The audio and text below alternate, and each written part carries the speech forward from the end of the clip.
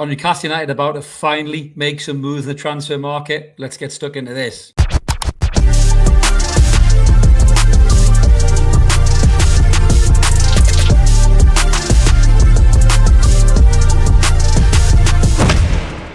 everyone, welcome back to the More YouTube channel. It's Chris back with my rant stroke thought of the day, stroke rumour has it, transfer talk kind of a thing. It's all one big amalgamation of chat really on the channel today. So what am I talking about? I'm talking about the triple lock. That's right. No, it's not about that. It's about Newcastle United's potentially triple move for players in the transfer market. This window has been stale to say the least. Right now, I think I've seen better views that are broken down shacks in the middle of nowhere than Newcastle United's transfer window right now. But apparently it looks like there's light at the end of their tunnel, and it could be 3 players coming in the next few weeks. So let's start with them. Let's talk about what I think about them. Are they elite players? Are they going to enable us to qualify for the group stages of the Champions League or beyond the group stages into the kind of quarters or whatever, as well as the Premier League? I'll get into that in a second. So like and subscribe before I do it, by the way. So let's get into it. So the first one, and probably the most likely of the 3, looks to be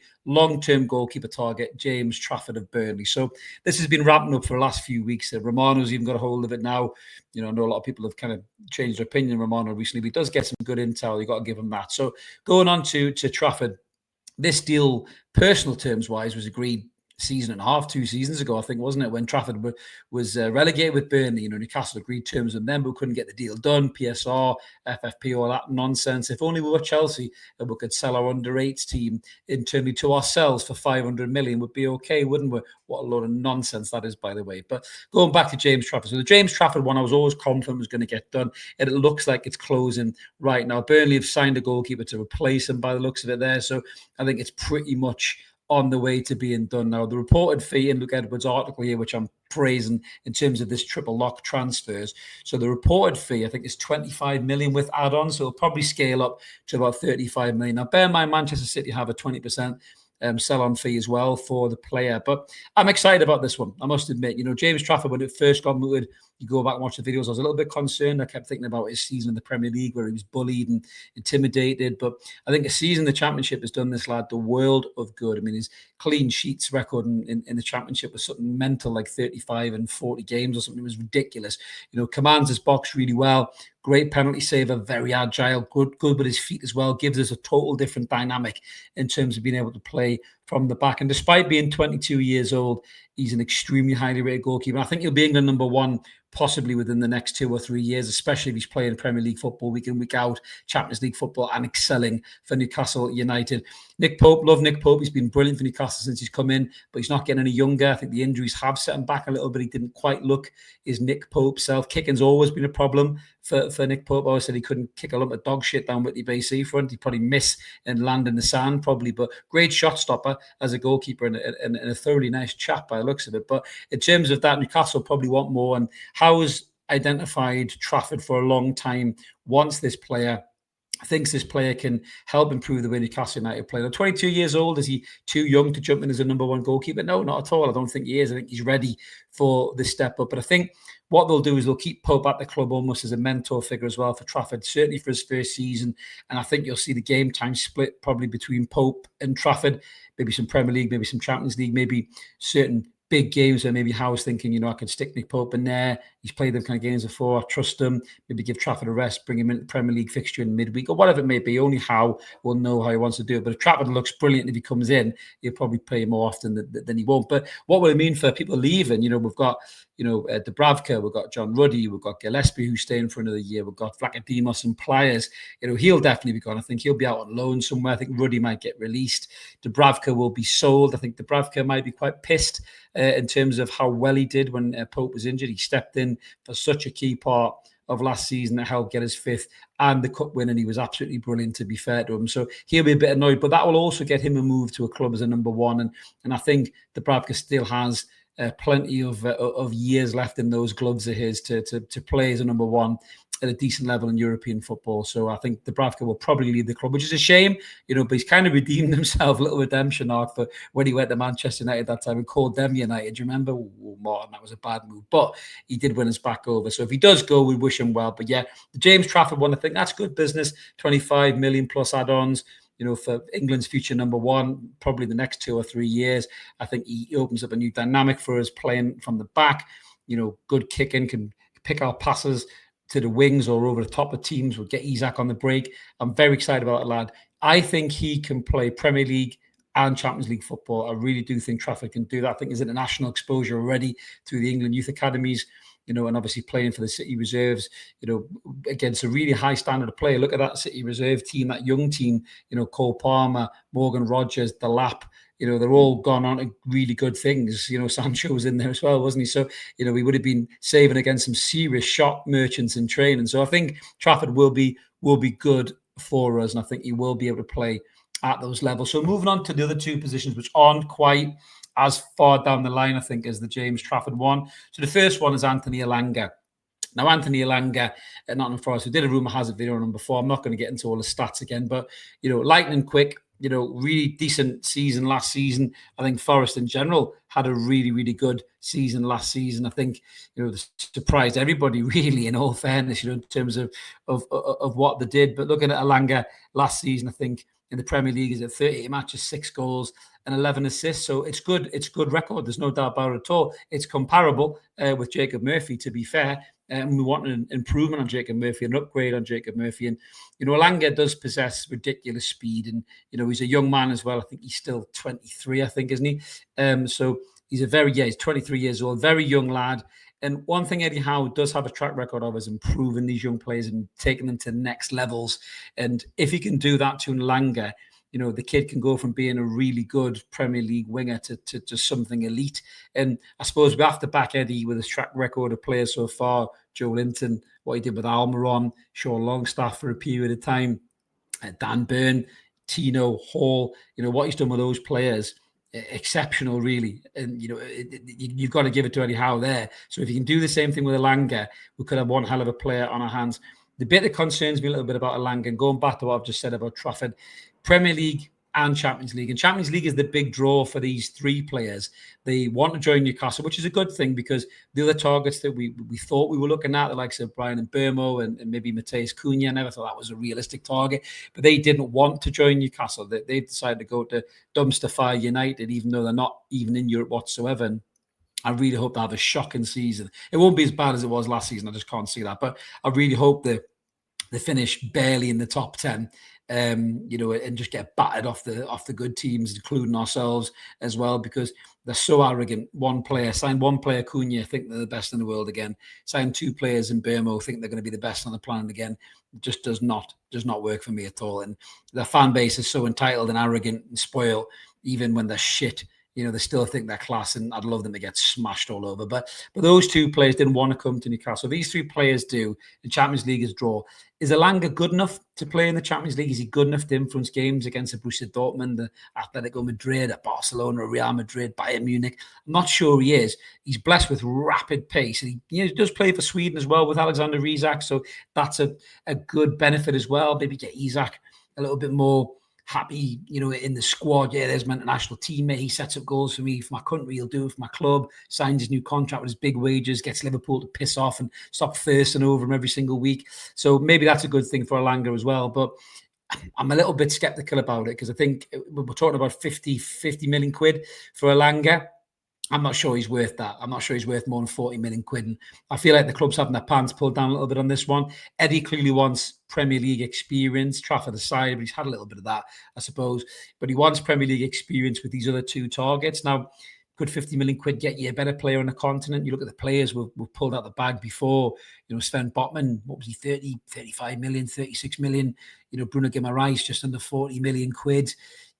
Really talented players. We've got Trippier from Atletico Madrid for 12 million or something like that, 13 million.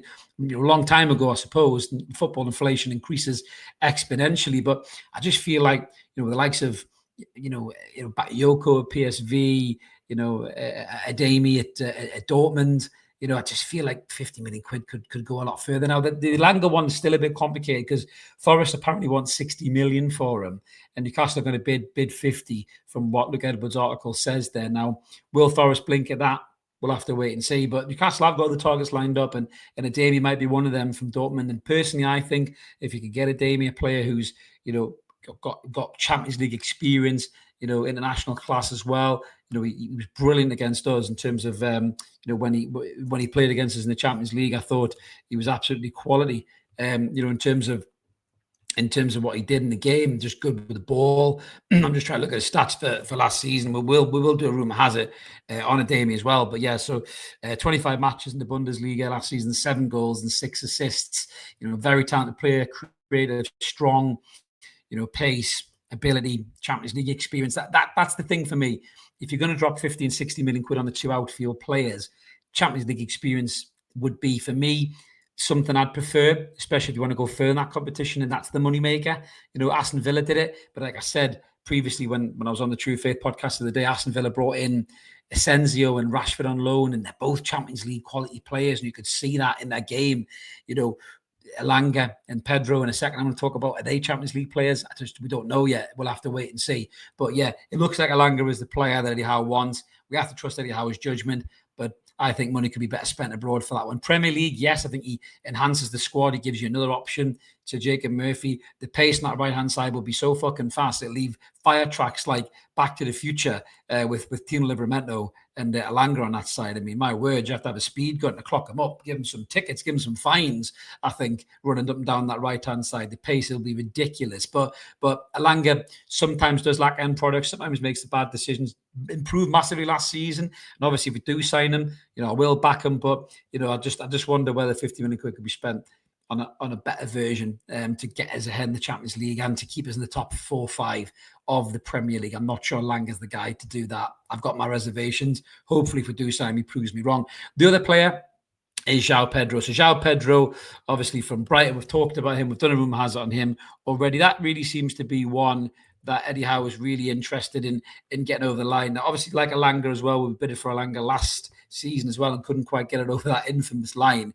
We were after Xiao Pedro when he was at Watford, to be fair to him as well. So last season, 27 matches, 10 goals and 6 assists. Good stats, to be fair. Again, 23 years old, so a young man, loads of time to improve in his game. It's that kind of blueprint of player that Eddie Howe likes to sign. If you look at what he's done with Tino and Hall, for example, and Gordon as well, even proved those young players exponentially. If he could do that with these 2 outfield players, again, those £60 million fees will start looking like chump change. But with Xiao Pedro, there is a bit of a concern about the attitude and the mentality. He's obviously had a dust up with his teammate, fell out with his manager at Brighton. That's why they're looking to ship him out. But they want top dollar from him. They're talking 60 million, 70 million, I heard, getting punted at one particular time. And again, with Xiao Pedro, I'm not sure where that money could be spent better abroad. Jonathan David's been available on a free for ages. People are saying, he wants big wages and he wants a sign-on fee. But if you're going to save a transfer fee on the player, you can maybe understand why he would have, slightly bigger wages than everybody else. I know you don't want to upset Isak as well at the same time, so it's a difficult balancing act. But I just don't know whether we could get a better player on the continent for 60, 70 million quid than Xiao Pedro, who can post better numbers and again has big game Champions League experience. Now, Xiao Pedro has done it in the Premier League. He's been linked to Chelsea, but Christ, I think Chelsea were putting a bid in for me last Thursday, I think, on an 8-year contract.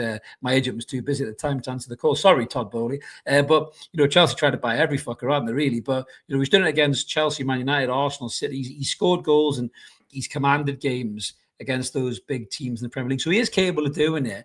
The temperament does worry me a little bit, but one appealing thing about Pedro is the flexibility. He can play as a number 9. He can play right across the front 3. He can even drop in, play as a secondary striker. He probably does his best work, really. So if you're going to go for, say, a double pivot midfield of Tonali and Bruno, and then have Xiao Pedro as almost the tip of that diamond 3 in behind Alexander Isak, he could comfortably play there and I think do a really good job. Holds the ball up well, strong, yes, a Brazilian, but one that's not scared to give it to somebody, can throw the rash elbow now and again, so that little concerns me a little bit about his temperament.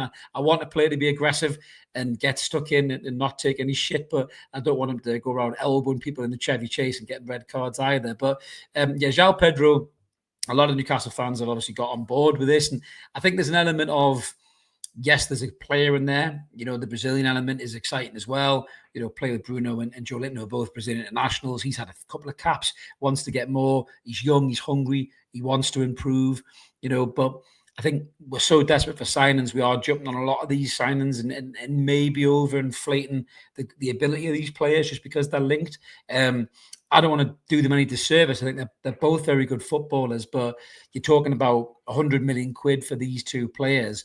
And you look at the players on the continent. I think, Sporting Lisbon obviously want more than 80 million, I think, for Gyökeres. And, the 65 million pound gentleman's agreement seems to have been lost in the post. I can't blame Lisbon for that, really, to be fair. They have led the player down the garden path a little bit, but he's worth way more than 65 million quid. Why would you sell him for less, than maybe 80 million quid? And even that's a snip for a lad who got 50 goals in the calendar, really, last season. But that's what concerns me a little bit. You're talking about like Nico Williams, for like 60 million quid. You probably get Ferran Torres at Barcelona for 60 million quid. Kubo, you can maybe get for 50 million quid. You're looking at these players, Ademi, maybe 45, 50 million quid. These lads have all got Champions League experience. And I just wonder whether they would give you more than an Elanga, or a Jonathan David, or a Boniface or someone like that. Could they give you more than what Pedro could do in terms of that European experience, a Champions League nous as well? I just wonder whether the 100 million quid would be better spent abroad.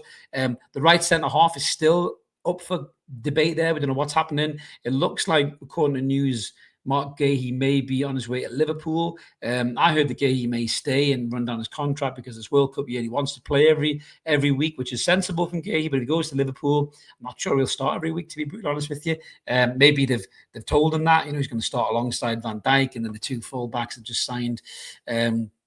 Who are very, very good players. Maybe he will start, and that could be one of the best back fours in the Premier League, really. But if Guéhi leaves Palace, do they go after Diamande, who I think would be a great signing for us? Palace are very interested in him. Again, Chelsea are surprise. Chelsea are interested in a player. But we've been linked to Scavini. We did a video the other day. Very good player. People are worried about the ACL. I get it. Botman struggled with it, but Tino came back from it strong. Other players have come back from it strong. So the right centre half is an interesting one. See where we go with that one. But Luke Edwards' report very much says that we're pushing ahead with bids for Trafford, which I think is probably going to get done. I'd be surprised if it doesn't get done at some point next week. Elanga and Pedro, they both seem to be in dialogue with the player, in dialogue with their clubs. It looks like they're maybe just trying to get to an agreement where all the details work for all parties. But yeah, let us know in the comments below what you guys think about this triple lock of transfers. Are you happy with the three of them? Do you think they'll elevate the squad? For stars, I think they will elevate the squad. They'll improve the squad, but are they good enough to take us to the next level in the Champions League, as well as push for a top four finish in the Premier League? Or do you think we could have got better potentially on the continent? Let us know what you guys think in the comments below. We always like to hear from you. Remember to like and subscribe. Keep it evermore. We're pushing, hopefully, to the next milestone of 11,000 subs. I've got a couple of nice little cheeky prizes for the 11,000 sub mark. So help get us there, guys. It's all free content at Evermore. If you want to be a member, there is an option there too. But smash the button, whichever one suits you best. Hit the bell so you don't miss any content. We'll be back with some more Rumour Has It videos soon with the old stack computer doing the overdrive. But I just thought I'd jump on and let you know what I think about these three players. But let me know what you think. Have a belter. We'll see you later. Cheers.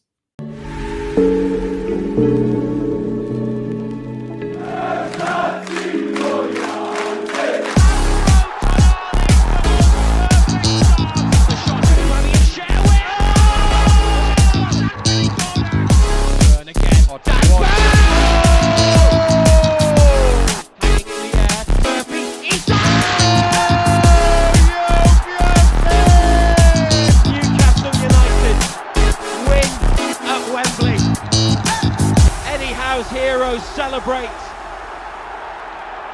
They have done it.